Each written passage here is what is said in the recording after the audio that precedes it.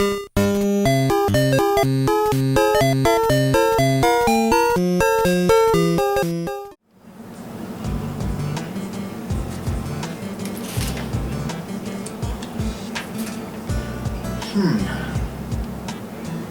see that we're back.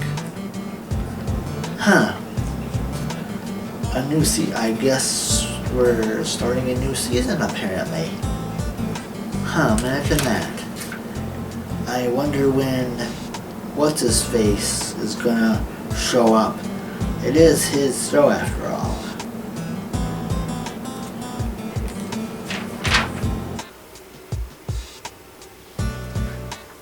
Yeah, dude, he's like late again. I thought this was his. I thought this was his 8th season, I think. Yeah. And I hear he's doing a Game Boy game again. I think it's Super Mario Land.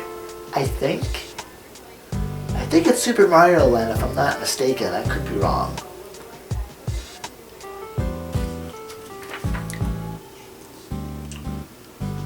Yeah, is he going to do a Super Mario Land or something for the season premiere or something? Could have sworn.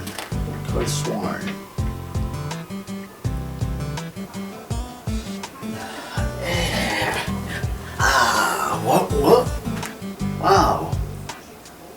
Hey guys, you're here. Really? Oh wait. Oh, I forgot. It's my season 8 premiere.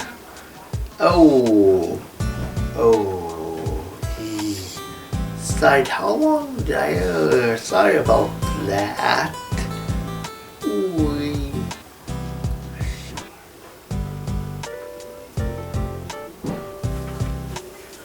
Yeah, dude. About time you show up. So aren't you going to do Super Mario Land or something? I think that's what he said. So why don't as our friend here is gonna say, maybe we should, instead of like blathering about, maybe we should just go to the credits, your fancy spiffy new credits you made. So just saying, dude. Just saying. I know, guys, I know. I'm sorry I was late. I was taking a nap. I know. But as you guys said, as all you people here, first of all, welcome to season 8 of Power Up. And for the premiere episode, we're gonna do Super Mario Land for the Game Boy. So again, as they said, we'll roll the spanking brand new fancy credit sequence and let's go save Princess Daisy, yes, Daisy, from Tatanga once more.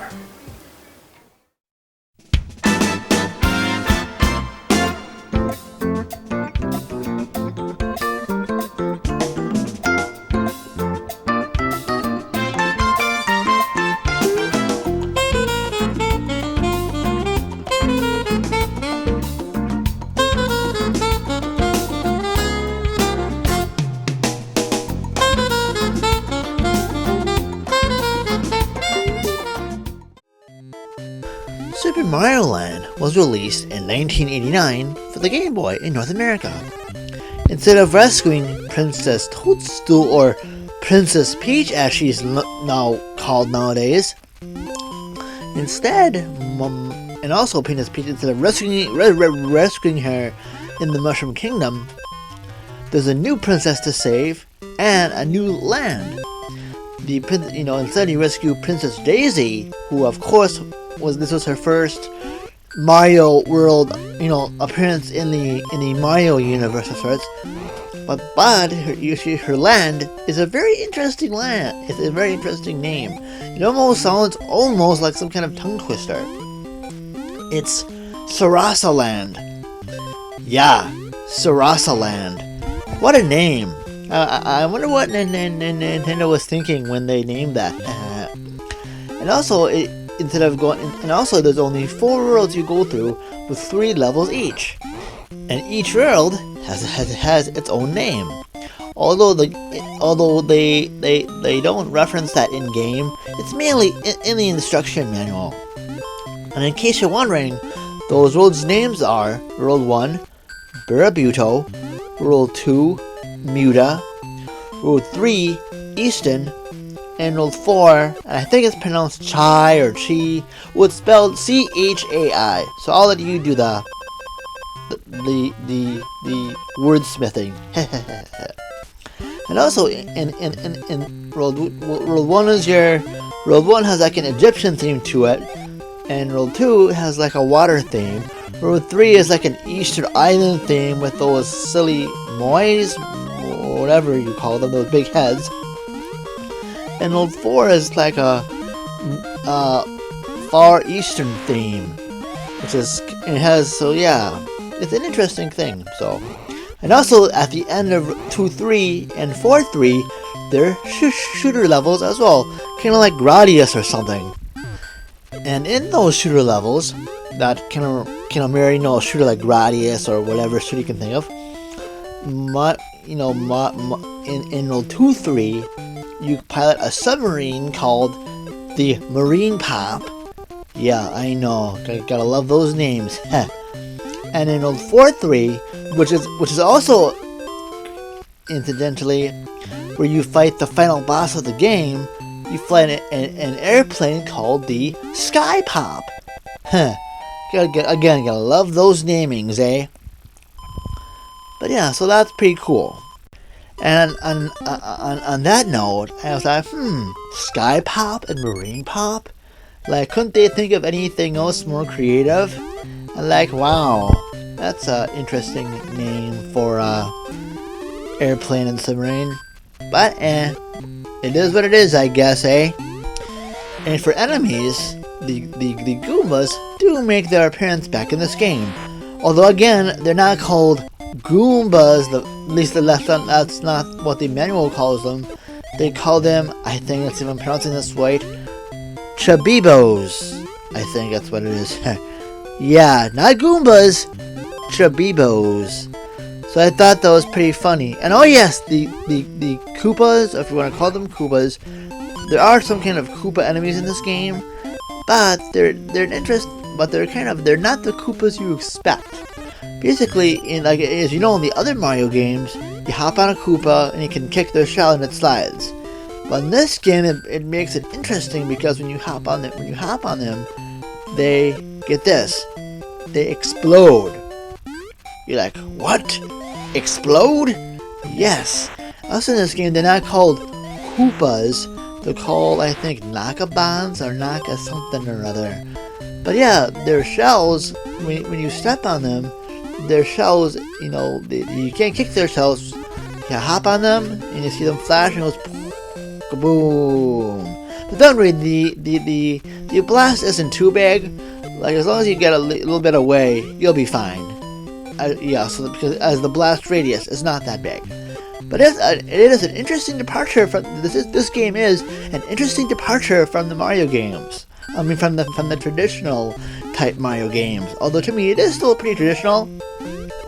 But I do like the little twists on those enemies, especially the aforementioned Nakabombs or whatever, Nakaban or whatever.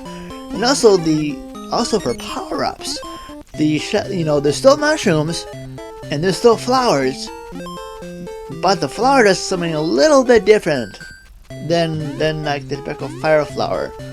And of course the mushroom still makes Mario big or super or whatever, but with the flower, instead of throwing fireballs, you throw something called super balls, which is a projectile that bounces, which is quite interesting as a matter of fact. But don't worry, those super balls can still defeat certain enemies, of course, as well as the bosses. But what's cool is the super balls can collect coins, and it actually comes in quite handy in the later coin rooms, because as you know, there's still coin rooms where there's still hidden coin rooms where you can get coins and stuff. But I'm not gonna give too much away. But there's 3 or 4, I forget how many. There's a couple of coin rooms where a couple of coin rooms have, get this now, 100 coins. Yes, I'm saying that right. In this game, there are secret rooms where you can get, if you get all the coins, an easy extra life. And now to take it even further, there's one coin room I know for sure that has, if you thought 100 was cool, this other coin room has 200 coins. I am not kidding you. And that you will need the Super Ball power up to get them all, because they're way too high up. So you need that Super Ball, the Super Ball to get them all. So yeah, so it does have its use. Believe you me, boys and girls. Believe you me. But though I thought that was pretty cool though how they put that. I never really saw any other Mario game with that many coins in one hidden area. I thought that was pretty cool. That was pretty interesting to say the least.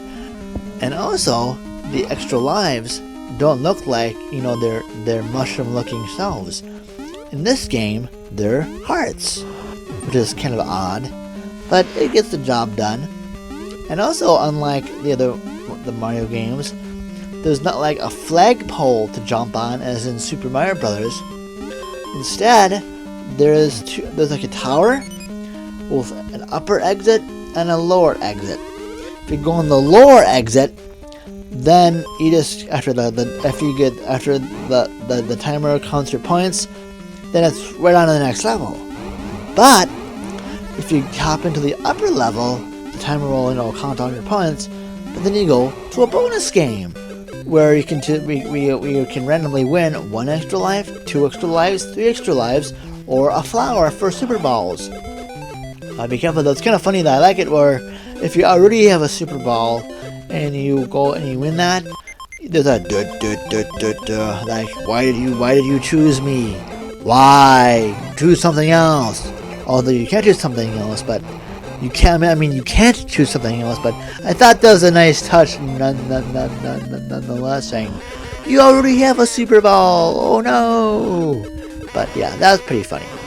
And as always too, there is a lot of secrets, as I mentioned previously with the 100 and 200 coin rooms, among other things. So there's a lot, and besides the Nakaban and the Chibibo, the Koopa and the Goomba enemies, there are some unique enemies as well. Especially there's one enemy that can only be killed with Super Balls, which is kind of neat as well. If you're looking to pick this game up, this is available on the 3DS Virtual Console, and plus, so it is, and it should be not too expensive. I hope. I actually don't have that version because I actually have my original copy I got when I was young. So, but that's what I used to record this footage from. So, but I really like this game. And so, if you do have a regular Game Boy, or also, by the way, how I captured this on my Retron 5. So if you have a Retron 5, it works on that. So if you do get it and you don't have a Game Boy, or any other Game Boys that can play Game Boy games, if you have a Retron 5, or something like that, you're all good. But anyway, my recommendation scale for this game is highly recommended. Hello everybody, and as you'll probably hear me say this a gazillion times in the past seasons, as you know, if you live in and around Minnesota, please visit my good friends at Level Up Games. As I mentioned, they have tabletop board games, collectible card games, comic books, graphic novels, and other cool stuff, besides games as well. And their place where they look like's there. Their info, as always, is down there. Hello once more. And if you're seeing this on YouTube, Peachy Steak. If you like what you see, please subscribe if you haven't done so already. And also, I have an Instagram and Facebook stuff, and that stuff's down below as well. Oh, and a Twitter stuff as well. And that stuff's down below as well. Well, as always, thank you so much for watching, and stay tuned for the next episode on Season 8 of Power Up.